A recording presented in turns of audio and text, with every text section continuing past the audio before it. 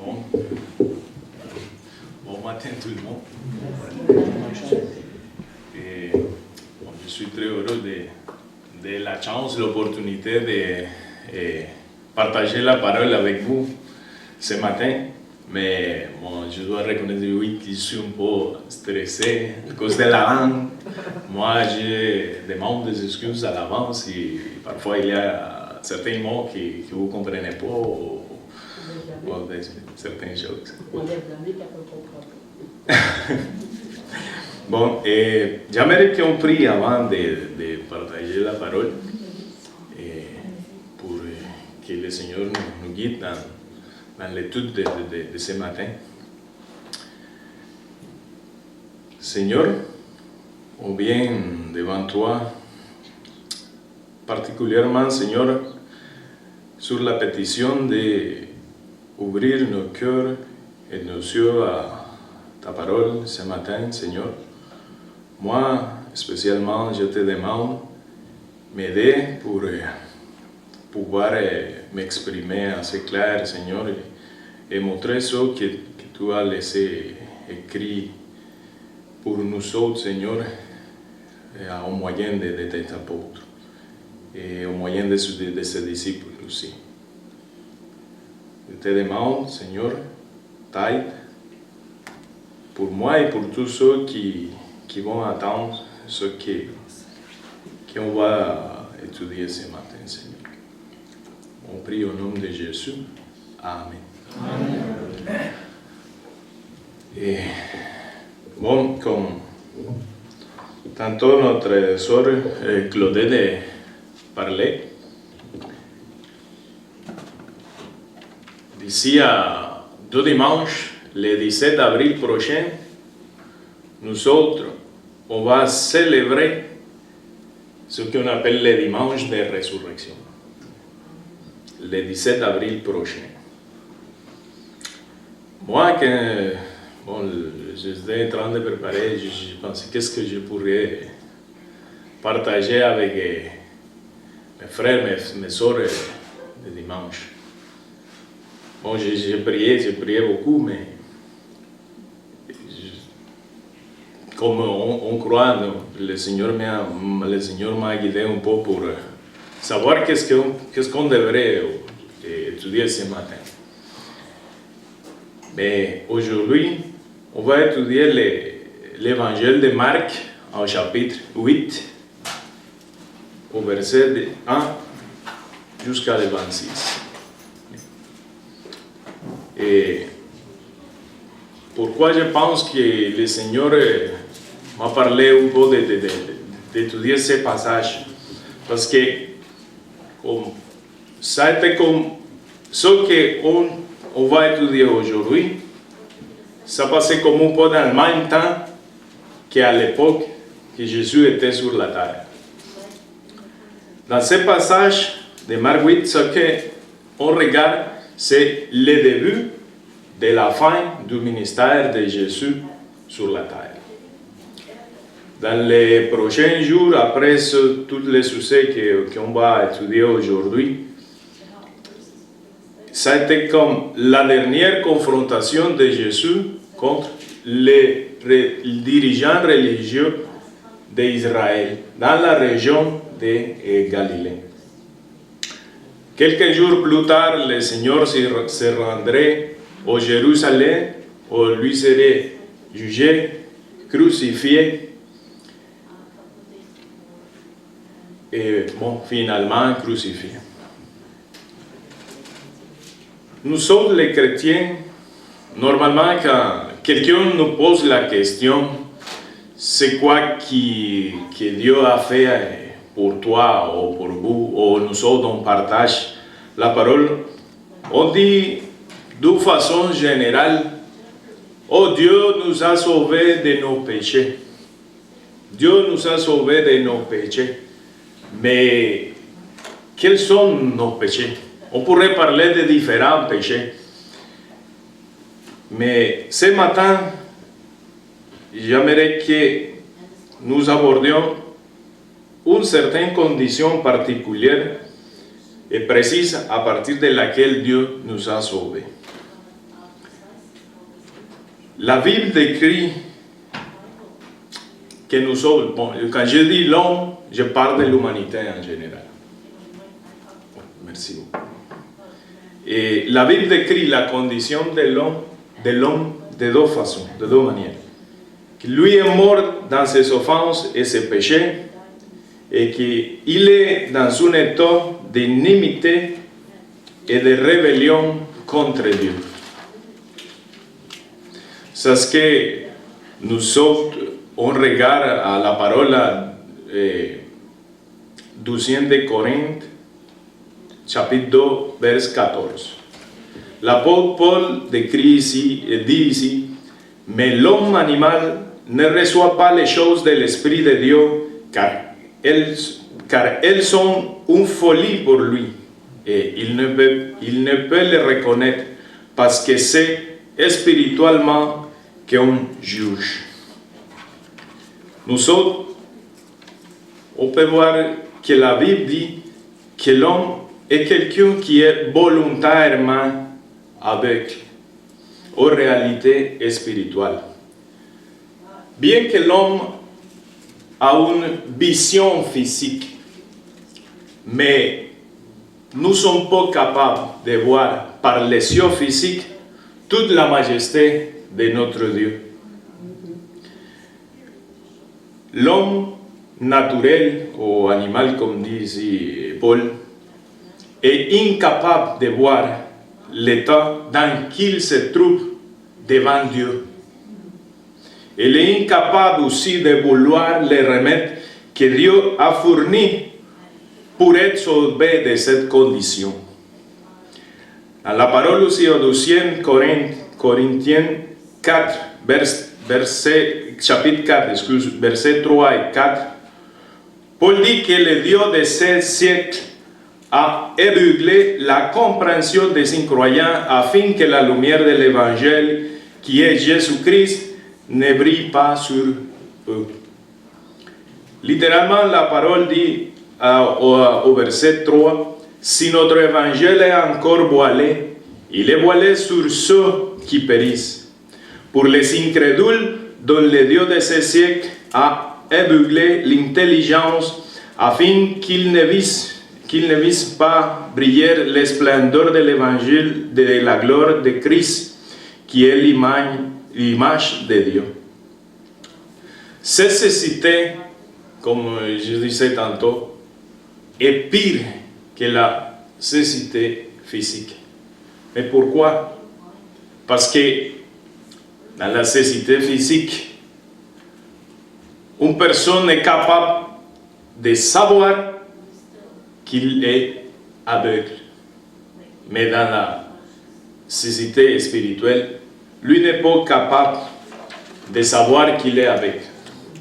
Lui pense qu'il voit, il pense qu'il regarde, parce qu'il voit seulement par les yeux physiques, mais lui ne voit pas par les yeux spirituels. Mais pour être juste, pour faire comme un balancement, dire que nous autres, nous devons aussi reconnaître que nous autres, les croyants, nous autres aussi, on vit de temps en temps une certaine cécité. Parce que nous autres, on passe, on traverse des situations dans lesquelles aussi on oublie que Jésus est avec nous. Et c'est comme vraiment facile de parler de Dieu fait ça, Dieu fait l'autre. Mais nous autres, quand nous sommes vraiment dans une situation complexe, de problèmes, de douleur, nous autres, on oublie cette bénédiction que nous autres on a reçue.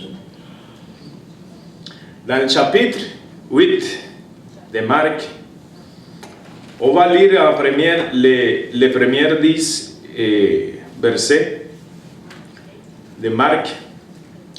Il dit, en ce jour-là, une foule nombreuse s'étant de nouveau réunie et n'ayant pas de quoi manger, Jésus appelait les disciples et leur dit, Jésus est ému de compassion pour ces foules, car voilà 3 jours qu'ils sont près de moi et ils n'ont rien à manger.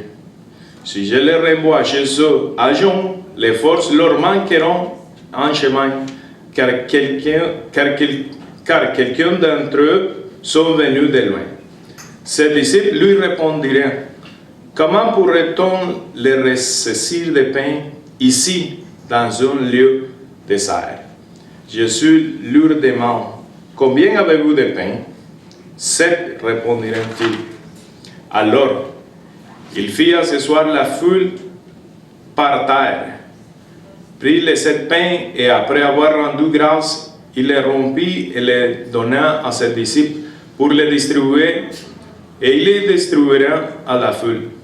Il avait encore quelques petits poissons et Jésus, ayant rendu grâce, les fit aussi distribuer. Ils mangeront et furent rassasiés et l'on emporte 7 corbeilles pleines de morceaux qui restaient. Il était environ 4000. Ensuite, Jésus les renvoie. Aussitôt, il monte dans les barques avec ses disciples et se rendit dans la contrée de Dalmanuta. Nous on peut voir la première chose que ce chapitre commence par un miracle qui se rassemble à un antérieur miracle. C'est le miracle qui s'est produit au chapitre 6 du même évangile de Marc. Lorsque le Seigneur avait nourri une autre multitude, mais cette fois avec 5 pains et 2 poissons. Nous autres, dans cette première partie, nous on pourrait dire que c'est comme le Seigneur fait comme un refresh d'une leçon qu'il avait déjà montrée. Et nous autres, combien de fois on se trouve d'une manière similaire, que le Seigneur doit faire un refresh, et une autre fois, une répétition, et une répétition, de quelque chose que nous autres, on avait déjà en théorie compris. Mais nous autres, on voit la première partie, les premiers 10 versets, que Marc commence par relier et ce qu'il était en train de décrire sur le ministère de Jésus, sur toute la région de Décapole, à l'autre côté de la rivière du Jourdain. Nous autres, on voit dans les 3 premiers versets, 3 choses qui nous appellent l'attention. La première, une foule comme l'autre fois. La deuxième, Jésus avait prêché 3 jours en continu, sans arrêt. Et la multitude était là. En grande multitude, il avait resté pendant 3 jours. Mais ici, moi, je pourrais poser une question au pasteur, une question à nous autres, à vous aussi. Qu'est-ce que ça prend pour rester 3 jours comme captiver notre attention, notre cœur, tout pendant 3 jours?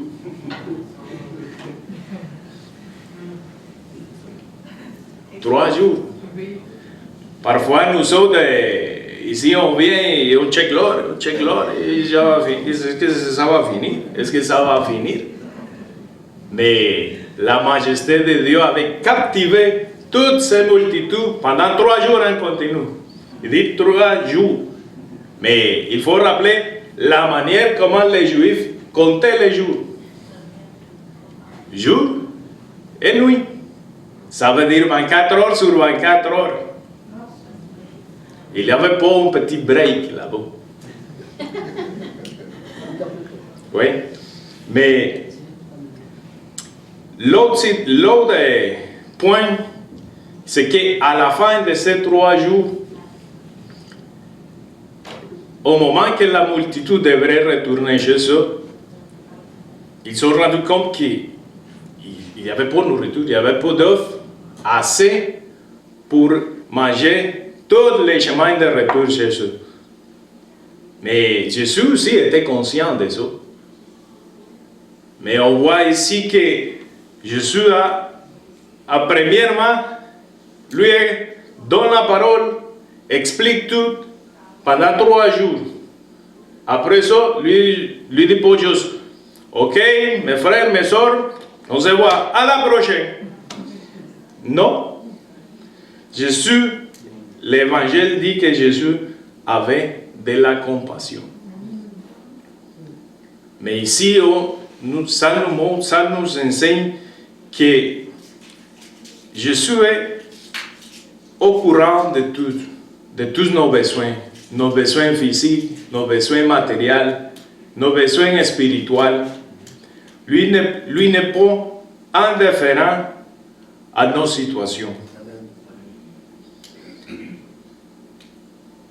Une autre affaire ici, c'est que c'est la seule place où Jésus lui-même dit,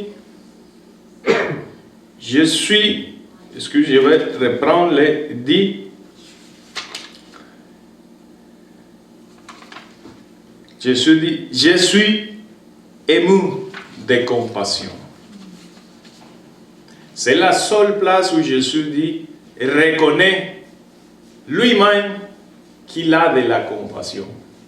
Dans les autres évangiles, ce sont les disciples qui disent, oh, Jésus avait de la compassion. Mais ici, c'est Jésus lui-même qui ouvre son cœur aux disciples et partage avec eux ses sentiments. Il dit, je suis ému de compassion. Mais quelle a été la réponse des disciples? Comment ils ont répondu? C'est pour ça que tantôt je disais, nous autres aussi, on a besoin d'une répétition, parce que il faut reconnaître que nous autres aussi, nous sommes difficiles à assimiler les enseignements de notre Dieu. Dans le verset 4, la réponse à l'inquiétude de Jésus est écrit, ses disciples lui répondiraient, comment pourrait-on les ressaisir de pain ici dans les lieux déserts? Désert. Merci beaucoup. Mais c'est incroyable parce que, comme on disait tantôt, ce passage, c'est le début de la fin du ministère de Jésus. Ça veut dire que les disciples de Jésus, les apôtres en particulier, ils avaient déjà vu des miracles. Ils avaient déjà vu à Jésus ressusciter des morts, faire une première multiplication de pain et de poissons. Il avait tout vu. Et la question comme réponse est, comment pourrait-on les ressaisir de pain ici, dans les lieux déserts? La première multiplication, ça a été où? Au lieu pareil. Mais la réponse, c'est ça qu'on voit. Et nous autres, parfois, qu'est-ce qu'on dit quand on se trouve face à une situation pas comme la situation que nous sommes en train d'étudier, mais une situation particulière à chacun. Qu'est-ce qu'on dit? Bon, moi, je dois reconnaître que je dis, oh, comment est-ce que je vais faire ça? Comment est-ce que je vais trouver une solution pour ça? Ils sont différentes manières de donner la même réponse à Jésus. Où Jésus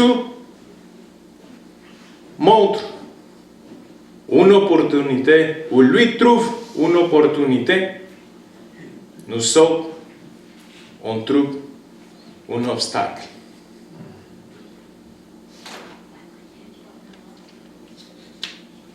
Mais il faut reconnaître aussi que parfois on manque de foi. Parce que si nous autres on vient, on dit, oh, de où l'autre? Comment je vais faire ça? Comment je vais faire l'autre? Mais aussi nous autres, on sait parce que la parole dit que quand Jésus a dit, je m'en vais, mais vous ne resterez pas tout seul. Le Saint-Esprit restera avec vous. Amen. Ça veut dire que nous autres, nous sommes comme les disciples à l'époque. Dieu est avec nous. Nous ne sommes pas tout seuls. Mais on trouve dans ce passage aussi une bonne nouvelle. La réponse de Jésus. Jésus partage son inquiétude. Les disciples viennent et donnent une réponse. Comment est-ce qu'on peut tout à. Mais Jésus, qu'est-ce que Jésus fait? Lui vient et répète encore la même leçon. Une multiplication de pain et de poissons. Une deuxième fois. C'est incroyable, mais je ne sais pas parfois parce que nous autres, ça dépend de combien de personnes nous autres on pourrait considérer une multitude. Mais la Bible ici il nous donne des chiffres. Il parle une fois de 5 000, l'autre 4 000, sans compter les hommes et les femmes et les enfants. Mais si on pourrait dire au minimum une femme et un enfant, on pourrait faire 3 fois ça. On pourrait parler de 15 000 et 12 000 personnes.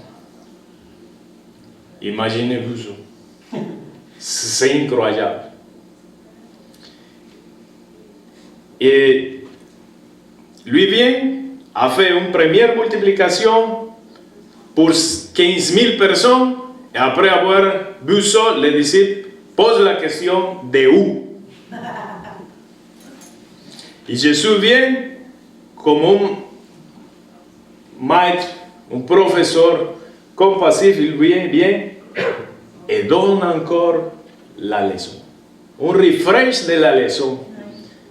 Il vient, il partage, fait la multiplication encore une fois. Et c'est ce que lui fait avec nous aussi. Lui vient et nous montre, et nous montre à chaque jour pour faire grandir notre foi en lui. Qu'est-ce qu'on apprend aussi de ce 12e miracle? Que Dieu a le pouvoir de pourvoir à tous nos besoins selon sa richesse dans la gloire de Jésus-Christ, comme le dit l'apôtre Paul à Philippiens 4, 19. Il est écrit à Philippiens 4, 19. Et mon Dieu pourvoira à tous nos besoins selon la richesse avec la gloire en Jésus-Christ. Ici, on voit que notre Dieu est puissant, est compassif, est miséricordieux, et nous autres, on peut lui donner tous nos fardeaux sur lui. Et lui, il prendra soin de nous. Mais nous sommes, on est conscients de ça, mais malheureusement, et je veux remarquer ça, malheureusement, il y a beaucoup de monde dehors qui ne veut rien savoir de ça. Il ne veut rien savoir de Dieu, de ce Dieu compassif, miséricordieux, glorieux. Et c'est ce qu'on voit dans la prochaine partie de ce chapitre de Marc 8. Dans les versets 10 à 13. On va les lire ensemble pour l'étudier. Le verset 10 commence. Aussitôt, il monte dans la barque avec ses disciples et se rendit dans la contrée de Dalmanuthe. Les pharisiens survinrent, se mirent à discuter avec Jésus et pour l'éprouver, lui demanderaient un signe venant du ciel. Jésus, soupirant profondément en son esprit, dit: pourquoi cette génération demande-t-elle un signe? Je vous le dis en vérité, il ne sera point donné de signe à cette génération. Puis elle les quitta et remonte dans la barque pour passer sur l'autre bord. Dans ce passage, nous autres, on peut voir qu'il y a toujours une mauvaise intention par les religieux d'Israël. C'est pas le seul passage où on regarde que les pharisiens marchaient derrière Jésus. Il y a plusieurs passages où ils cherchaient, ils confrontaient, ils posaient des questions, mais toutes les questions posées avaient une mauvaise intention. Pas juste pour savoir, comme parfois on vit aussi cette situation quand on partage l'évangile, parce qu'il y a certaines personnes qui peuvent te dire, mais pourquoi ça? Pourquoi l'autre? Pourquoi? Mais avec une intention de savoir. Mais il y a des autres personnes qui te posent des questions avec une intention cachée. C'est pour, à sa tête, ridiculiser, te prouver que nous sommes des fous. Des fous. Et c'est ce qu'on regarde ici. Mais pourquoi les pharisiens, ils faisaient ça? Posaient toutes ces questions, ils marchaient après Jésus pour faire la confrontation. Parce que les pharisiens n'aiment pas l'évangile de la grâce. L'évangile qui quittait toute la gloire sur les grâces des hommes, mais qui l'a donné à Dieu. Pourquoi? Parce que nous sommes, l'homme en général, lui veut avoir la gloire sur lui-même. Mais l'évangile de Jésus, c'est pour ça. Lui prend la gloire que l'homme essaye d'avoir sur lui et la remettre à sa place. La remettre à Dieu, qui est la seule personne qui est digne d'avoir toute la gloire. Amen. Une autre chose que nous autres, on peut trouver ici dans le passage, c'est que il disait, les pharisiens disaient, demandez un signe du ciel. C'est parce que, et nous autres, si aujourd'hui je fais la comparaison avec ce qu'on vit, c'est comme un peu pareil, mais d'une manière différente. Parce que, comme on disait, ici, c'est le début de la fin du ministère de Jésus. Les pharisiens aussi marchaient derrière Jésus. Et ils l'avaient déjà vu. Quand Jésus a ressuscité et à Lazare, qu'est-ce qui s'est passé? Les pharisiens disaient, non. Le monde, ça va après lui. Le problème, c'est que si lui gagne, nous autres, on perd. Mais ici, on trouve une autre sorte de idées. Parce que les pharisiens, ils cherchaient un signal du ciel, c'est pour, ok, tu vas me prouver que tu es le Messie, que nous sommes en attente, mais pas à la manière que tu veux. Non, non, non, non, non. C'est comme nous sommes, nous voulons avoir les signaux, et c'est ça que tu vas nous donner. Ok, mais c'est quoi qu'ils donnent? C'est la même situation quand on partage l'évangile. On parle avec une personne et ah oui, mais je ne suis pas toujours convaincu, je ne sais pas, mais explique-moi ça d'une autre manière. Et on parle une autre, et une autre, et une autre, et une autre. Mais le problème, c'est que les pharisiens n'étaient pas intéressés vraiment à savoir si Jésus était le Messie qu'il attendait. Tout ce qu'ils voulaient faire, la désacréditer à Jésus. C'est pour ça qu'il demandait un signe du ciel. Parce que aussi, juste pour comprendre une autre affaire, c'est que dans l'époque, dans la tradition juive, ils croyaient ce que nous sommes voit aussi dans le passage de Moïse. Qu'est-ce qui s'est passé? Moïse a lancé son bateau, lui est devenu un serpent, mais qu'est-ce qu'il a fait les pharaons? Il a appelé les magiciens, ils l'ont fait les mêmes affaires, ils l'ont fait des autres serpents. La croyance des Juifs, c'est que Satan a le pouvoir de faire des miracles qui se passent sur la terre, mais pas des miracles qui sont faits au ciel. C'est pour ça qu'il demandait un signal du ciel. Tout ce que les pharisiens disaient, hey mon gars, non, non, non, non, viens pas ici faire des serpents, viens pas ici à multiplier des pains. Non. Je veux que tu arrêtes le soleil. Je veux que tu fasses pleuvoir du feu, comme a fait nos prophètes aussi. C'est ça qu'il demandait.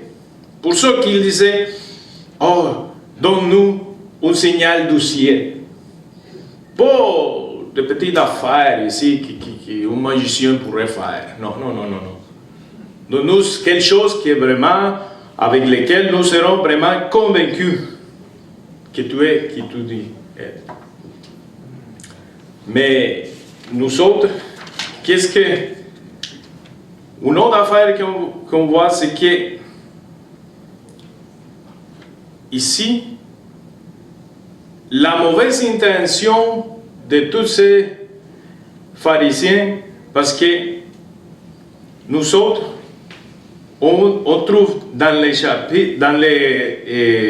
l'évangile de Jean, chapitre 3, la rencontre que Jésus a eue avec Nicodème. Ici, on va lire, je vais le lire ici, dit, dans la rencontre entre Jésus et Nicodème, est écrit, mais il y a eu un homme d'entre les pharisiens nommé Nicodème, un chef des Juifs, qui vint lui après de Jésus de nuit et lui dit, Rabbi, nous savons que tu es un docteur venu de Dieu, car personne ne peut faire ces miracles que tu fais si Dieu n'est pas avec lui. Nicodème était un chef des Juifs. Nicodème était un pharisien. Qu'est-ce que c'est ça? C'est quoi que ça nous enseigne? Les pharisiens savaient. Ils savaient que Jésus venait de Dieu. Ils savaient que Dieu avait envoyé à Jésus pour payer pour nos péchés. Mais c'est juste qu'ils ne voulaient rien savoir. Il y avait une intention que non. Je le vois, mais non. C'est la dureté du cœur, c'est ce qu'on voit chez les pharisiens. Nous autres, on voit ici aussi vraiment comment ça que l'homme, même si toutes les preuves sont devant lui veut rien savoir, lui a une cécité complète, mais si Dieu ou pas, c'est sûr, lui va rester dans la cécité. Mais aussi on voit que par la propre volonté, l'homme ne veut pas savoir de Dieu. Et ça, c'est l'accusation portée par l'apôtre Paul dans Romains 1, verset 18 jusqu'à 20. Paul a écrit: la colère de Dieu se révèle du ciel contre toute impiété et toute injustice des hommes qui retiennent injustement la vérité captive. Car ce qu'on peut connaître de Dieu est manifeste pour eux, Dieu leur ayant fait connaître. En effet, les perfections invisibles de Dieu, sa puissance éternelle et sa divinité se voient comme à l'œil. Depuis la création du monde, quand on les considère dans ses œuvres, ils sont donc inexcusables. Ici, on voit que Paul dit exactement ce que les pharisiens faisaient. Les pharisiens savaient, mais ils refusaient. Ils toujours, non, donne-moi un autre signal, donne-moi ça, donne-moi l'autre, mais ils toujours questionnaient. Pourquoi? Parce qu'ils voulaient pas avoir Jésus comme sauveur. Et c'est la même situation aujourd'hui. L'homme sait que Dieu existe. L'homme sait que Dieu a créé les cieux et la terre. L'homme sait dans son cœur qu'il est vivant, qu'il existe, mais l'homme préfère savoir comme si lui, il ne le savent pas. Ça, c'est la cécité spirituelle que Satan a fait dans l'humanité. Nous autres, on voit ici la dureté du cœur de tous les pharisiens, et nous autres, on les voit aussi aujourd'hui quand on partage l'évangile. On check, on voit tous les refus, on voit tous les arguments, on voit tous que, bon, la différente situation que nous autres on a vu. Mais une autre question qu'on pourrait se poser, c'est pourquoi Jésus est Dieu, mais pourquoi lui n'a pas donné un signe du ciel si lui a créé le ciel et la terre? Mais la réponse qu'on pourrait dire, c'est que les signes, on n'était pas conçus pour créer la foi. Dans Romains 10, verset 17, l'apôtre Paul aussi dit: ainsi la foi vient de ce qu'on attend, et ce qu'on attend vient de la parole de Christ. Parce que pourquoi si nous autres on voit les miracles et tous les signes, ça rentre par où? Ça rentre par les cieux. Mais à travers la Bible, on voit c'est quoi que les cieux ont donné. Les cieux ont donné juste des problèmes. L'exemple plus significatif, et je vais faire ça comme juste pour les femmes. Mais Yves, c'est quoi qu'il a fait? Il a vu les fruits, qu'on dit toujours, la pomme, mais la Bible dit les fruits. Il a vu les fruits, il a désiré les fruits. Mais les fruits sont rentrés par où? Par les cieux. Les miracles rentrent par où? Par les cieux. Les signes rentrent par où? Par les cieux. Mais la foi ne rentre pas par les cieux. la foi rentre par le cœur avec ce qu'on attend. C'est la parole de Dieu.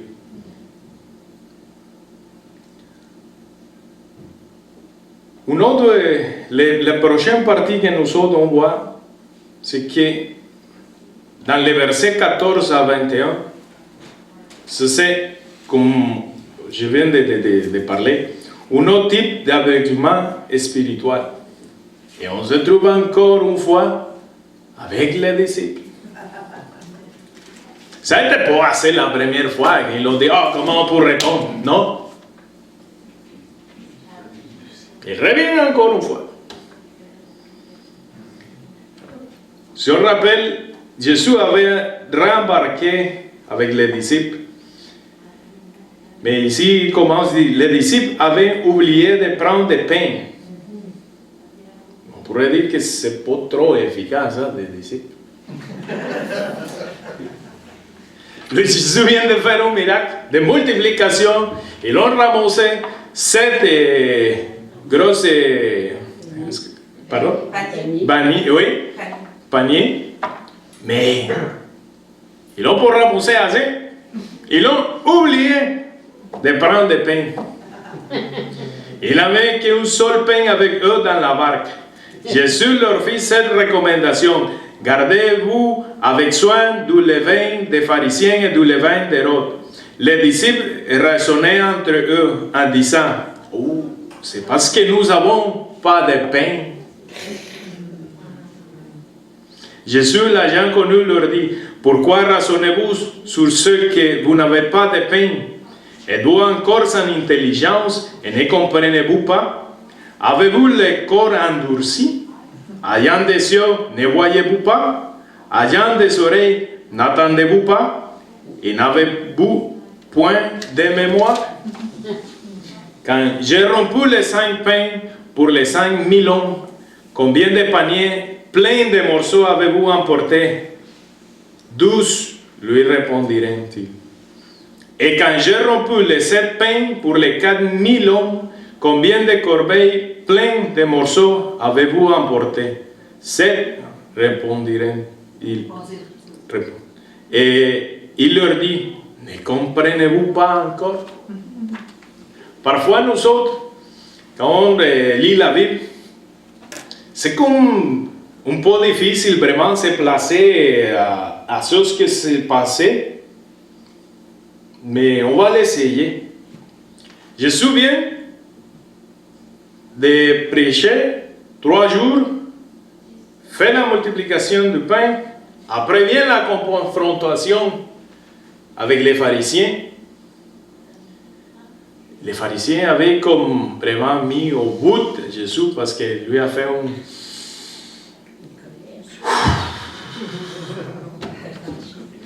s'exaspérer, mais vraiment au bout. Et après, pour finir, les disciples viennent. Il ne se voulait pas, c'est juste qu'il dit, Jésus donne une recommandation de se garder du levain des pharisiens et du levain d'Hérode. Mais dans le passage parallèle à Matthieu ajoute aussi la levadure de... Pardon? Oui. Lui a ajouté la levain de l'autre groupe, la levain des Sadducéens. Mais Jésus vient, check tout ça, passe pour toutes ces sortes de situations, et les pharisiens, parce que les disciples, ils sont concentrés sûrement sur la nourriture. Jésus dit, ok, gardez-vous du levain de tous ces 3 groupes. Et il dit, oh, on n'a pas pain. C'est sûr que c'est parce qu'on n'a pas ramassé de pain. Oui. Nous autres, encore une fois, Jésus est intéressé premièrement par les aspects spirituels. Et les disciples sont intéressés en premier rang pour les aspects physiques, les aspects terrenaux. Mais, comme je dis, parfois c'est difficile, que c'est juste que nous sommes dans le lit, mais je pense que ça a été comme vraiment un réprimand aux disciples, parce que c'est comme dire, ok, quand j'ai ramassé les premières, excuse, quand j'ai fait la première multiplication, combien de paniers avez-vous ramassé? Je sais pas, mais parce que parfois quand je dis une de mes filles, une question similaire à ça me pose exactement. Ma petite fait. Lui, il ne peut pas répondre. Parce qu'il se sent accusé. Les disciples, après tout ce qu'on voit, il vient et dit, oh, ok, c'est combien? Matthieu, réponds-toi. Non, non, non, non. Hey, Jacob, réponds-toi. Non, non, non, non. Mais finalement, lui répond. Quelqu'un répond, il répond. Combien, quand j'ai rompu les 5 pains pour les 5000 hommes, combien de paniers pleins de morceaux avez-vous emporté? 12. Et la 12e fois, 7, répondit-il. Ici, nous autres, à part de ça, il y a un message qu'on trouve là-bas. C'est que les disciples, ils avaient tout quitté pour suivre Jésus. Ils avaient laissé famille, femmes, ceux qui avaient des femmes, des enfants, mère, père, tout. Ils restaient tout le temps avec Jésus. Mais malgré tout ça, Jésus dit, fais attention. Fais attention avec, excuse-moi, les levains des pharisiens, les levains d'Hérode et les levains du Sadducéen. À un groupe d'hommes qui ont resté avec Jésus presque 3 ans, qui l'ont été choisis personnellement par Jésus, mais lui fait un avertissement. Encore. Et après tout ce temps, il se trompe encore une fois. Ça, c'est un avertissement pour nous autres aussi. Qu'il faut faire attention à deux levains de tous ces 3 groupes. Nous autres, on peut dire, aujourd'hui, nous autres, on ne vit pas dans le temps de Jésus, on ne vit pas en Israël, mais ici, on n'a pas de pharisiens, on n'a pas d'hérodiens, on n'a pas de sadducéens, mais qu'est-ce qui représente chacun de ces 3 groupes? Les pharisiens, les légalistes. Les personnes qui, je fais de bonnes affaires. Moi, mon comportement est correct. Nous autres, il faut que nous autres nous rappelions, il faut que nous parlons nous-mêmes que c'est juste par la grâce de Christ, par la grâce de Dieu que nous sommes sauvés. C'est pas grâce à nos efforts. Les autres, les Sadducéens étaient comme les théologues libéraux de l'époque. Et nous autres, ici, bon, je sais pas, je connais pas beaucoup vraiment à l'intérieur du Québec et du Canada, mais à l'Amérique latine, ça c'est fort. Les Sadducéens sont forts aujourd'hui.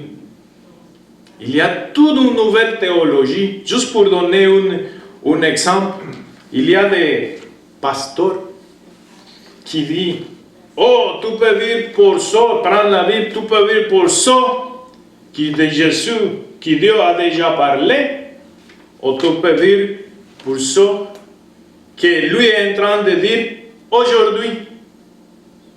Et juste par hasard, ce que Dieu est en train de dire aujourd'hui, c'est ce qu'il parle. Les nouveaux théologues libéraux d'aujourd'hui. La parole de Dieu ne change pas. la parole de Dieu, c'est toujours la même. C'est la Bible. Ça, c'est notre support, ça, c'est notre guide. Amen. Amen.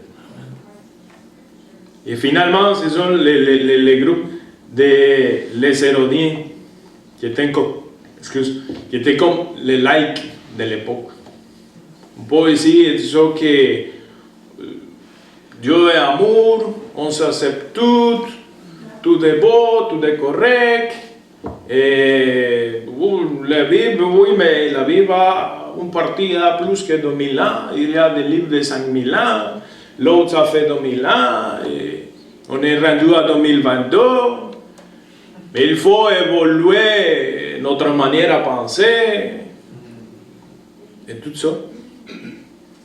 Et finalement, on trouve dans ces passages, dans les versets du 22 au 26, il nous parle de la guérison d'un aveugle.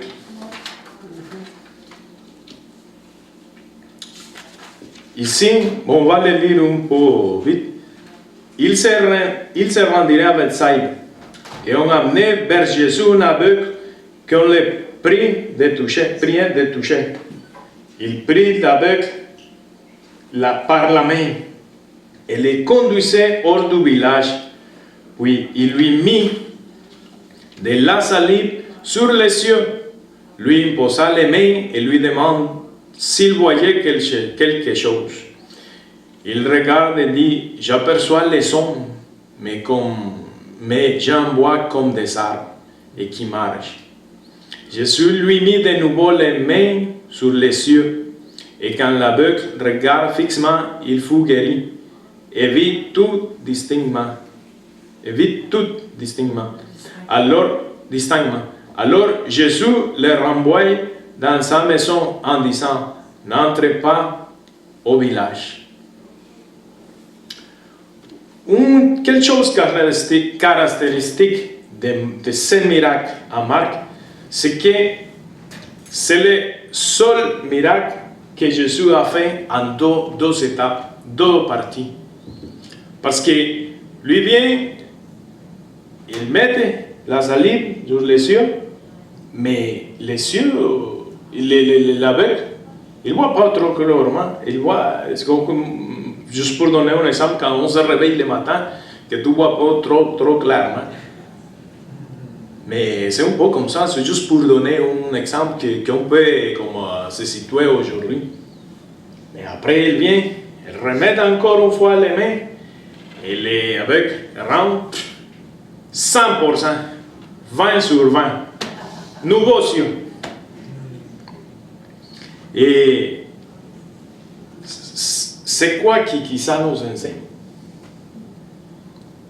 C'est que nous autres, une fois que Dieu ouvre nos yeux, oui, nous sommes capables de voir la gloire, le resplendeur de Dieu et tout, mais il faut que lui va continuer avec nous autres sur les chemins pour nous montrer qu'est-ce qu'on doit faire, qu'est-ce qu'on ne doit pas faire. Continuer à ouvrir nos yeux. Mais une autre leçon ici qu'on trouve, c'est que nous autres, on doit faire confiance à Jésus. Parce que, check l'aveugle, comment ça passait dit dans le verset 23, en parlant de Jésus, il prit l'aveugle par la main.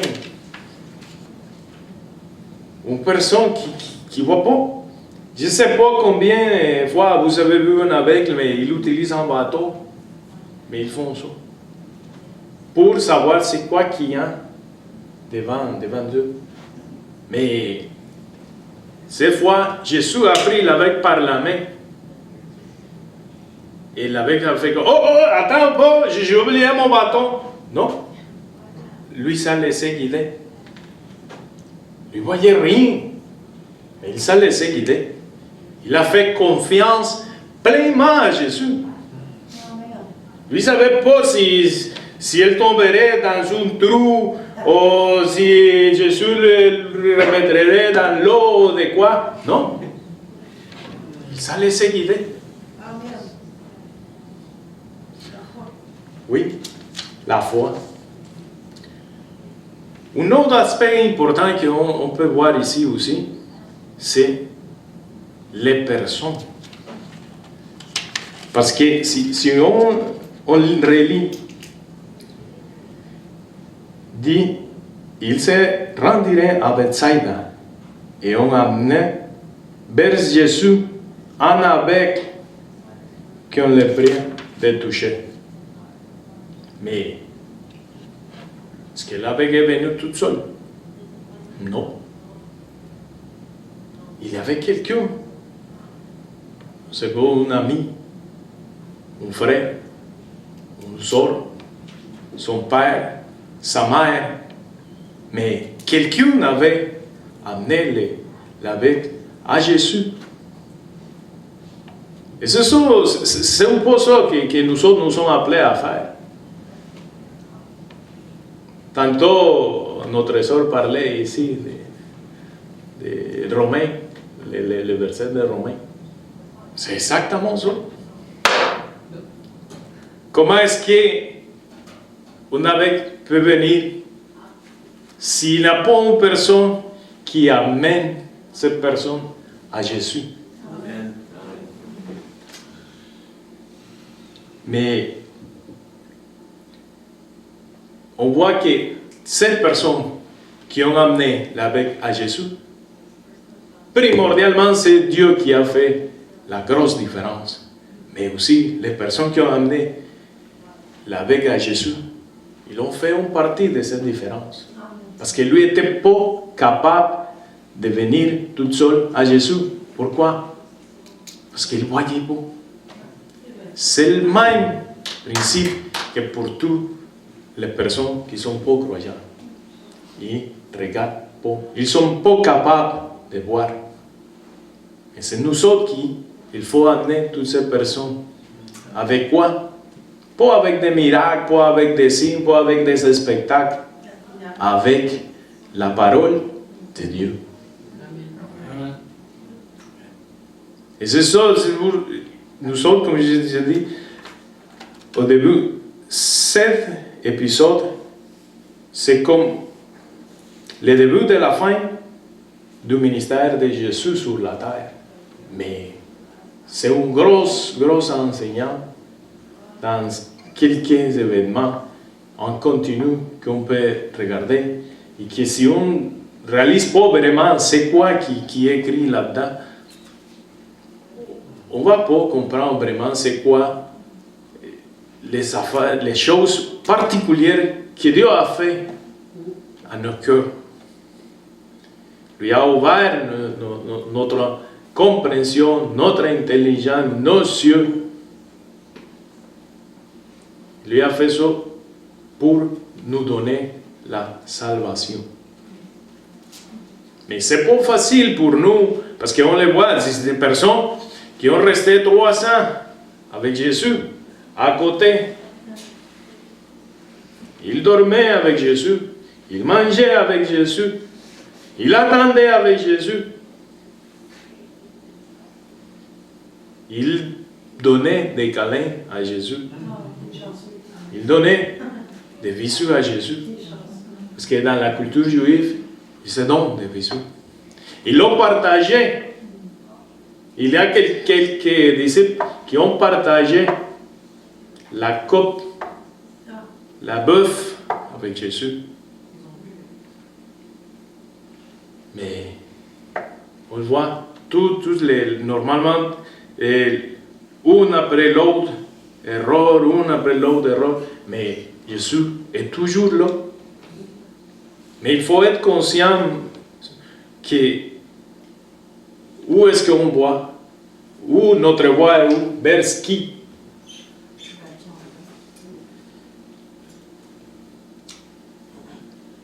Mais moi, mon prière, c'est que chaque jour, nous soyons capables de faire la job en disant que Dieu nous a donné à faire. Partager l'évangile, partager pour sauver le monde, Parce que nous sommes chanceux. Nous sommes, aujourd'hui, on peut lire la Bible ici. Quelqu'un vient en avant, lit la Bible, on attend. Ça, c'est la parole de Dieu. On attend la parole de Dieu par la voix de quelqu'un. Et ça, c'est une grosse chance, une grosse bénédiction à nous autres. Parce que pour recevoir la salvation, les personnes qui sont pas croyantes, c'est notre voix qui l'attend. Pour dire d'une certaine manière, Dieu parle à travers de nous. Ça, c'est une grosse bénédiction. Mais ça, c'est pour l'étude que je voulais partager avec vous ce matin. Comme je dis, c'est comme... c'est pas une coïncidence, mettons, et juste aujourd'hui, dans 2 semaines, on va célébrer la résurrection de Jésus. Et Jésus, justement, a fait ça quelques jours avant de se rendre à Jérusalem pour être jugé et crucifié à cause de nos péchés. Il y a une grosse leçon là-dedans. Une grosse leçon que nous autres, on doit vraiment réfléchir, qu'on doit vraiment prendre à cœur, mais pour rester toujours sur le bon chemin, toujours sur la foi, toujours sur Jésus, et faire toute nos confiances à Dieu, à Jésus, peu importe la situation qu'on traverse. C'est toujours, on regarde à haut, on regarde à Jésus, on regarde à Dieu. On fait notre confiance à Dieu. On va prier pour finir l'étude aujourd'hui. Merci Seigneur pour l'opportunité que tu nous as donnée ce matin d'étudier ta parole. On te demande Seigneur de laisser ces paroles à nos cœurs, nous faire nourrir Seigneur pour ta parole et qu'on n'arrête pas à mi-chemin Seigneur. On te prie pour avoir le support, pour rester toujours avec nous, Seigneur, pour faire grandir notre foi et pour partager l'évangile avec les autres qui sont pas capables de te voir. On prie, Seigneur, au nom de Jésus. Amen.